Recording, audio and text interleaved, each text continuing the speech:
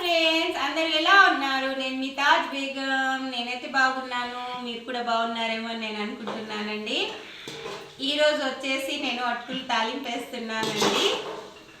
అది ఎలాగో చూద్దాం, ఓకేనా? ఇలా ముందుగా ఆయిల్ వేడి చేసి దీంట్లో జీలకర్ర, పుట్నాలు, పల్లీలు వేసానండి. ఇవి మంచిగా ఇలా బ్రౌన్ కలర్ వచ్చేదాకా వేయించుకున్నాను. ఆ తర్వాత ఇప్పుడు ఆనియన్స్,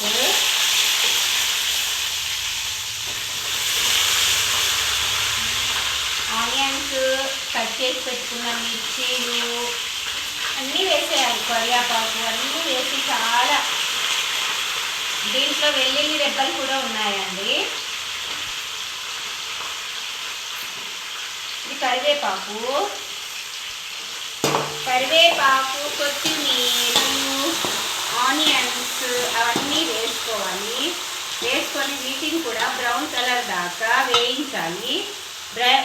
బ్రౌన్ కలర్ వచ్చేదాకా వేయించాలి.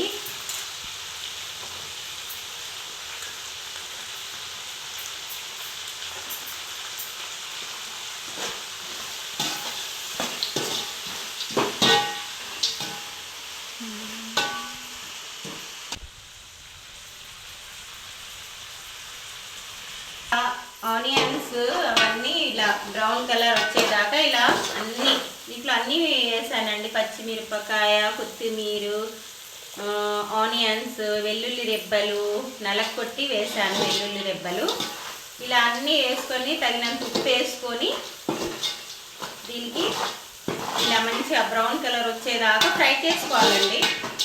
మంచిగా బ్రౌన్ కలర్ వచ్చిన తర్వాత కొంచెం నేను దీంట్లో నిమ్మకాయ రసం కూడా వేసానండి. నిమ్మకాయ జ్యూసు, లెమన్ జ్యూస్ వేసా. కొంచెం బాగుంటుంది, మిర్చిలోకి వెళ్ళి పుల్ల పుల్లగా వస్తుందని నేను వేసా. ఇష్టం లేని వాళ్ళు దాన్ని స్కిప్ చేయవచ్చు, ఇష్టం ఉన్న వాళ్ళు వేసుకోవచ్చు. ఓకేనా? కావాల్సినంత పసుపు వేసి ఇలా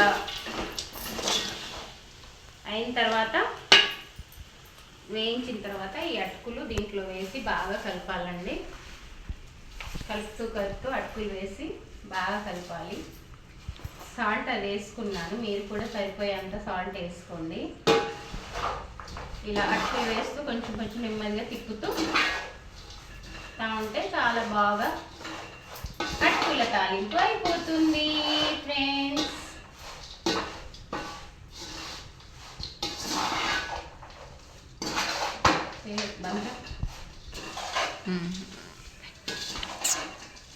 ఇలా గరిటతో మంచిగా తిప్పాలి, మాడకుండా.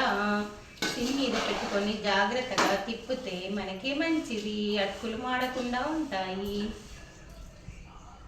కొంచెం పెద్ద బగోన అయితే బాగుంటుందండి.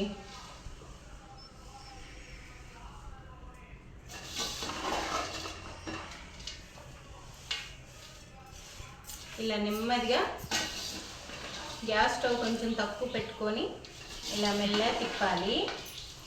అప్పుడు మన అటుకులు అనేటివి మాడకుండా మంచిగా వస్తాయి. కొంచెం లేట్ అవుతుంది, కాకపోతే మనం అనుకునే పని వంట అనేది అటుకుల తాలింపు చాలా బాగా మంచిగా వస్తుంది మాడకుండా. ఇలా ఇలా నెమ్మదిగా పైకి కిందికి తిప్పితే మంచిది మనకి.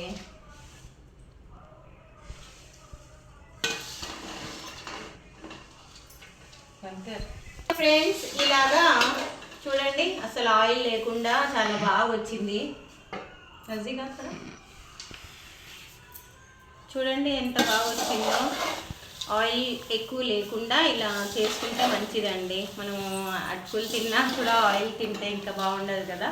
అందుకని మంచిగా దానికి తగినంత ఆయిల్ వేసుకొని ఇలా చేసుకుంటే ఇట్లా మన అటుకులు అనేటివి రెడీ అయిపోయాయి, సర్వ్ చేయడానికి రెడీగా ఉన్నాయి. ఓకేనా ఫ్రెండ్స్? Bye bye.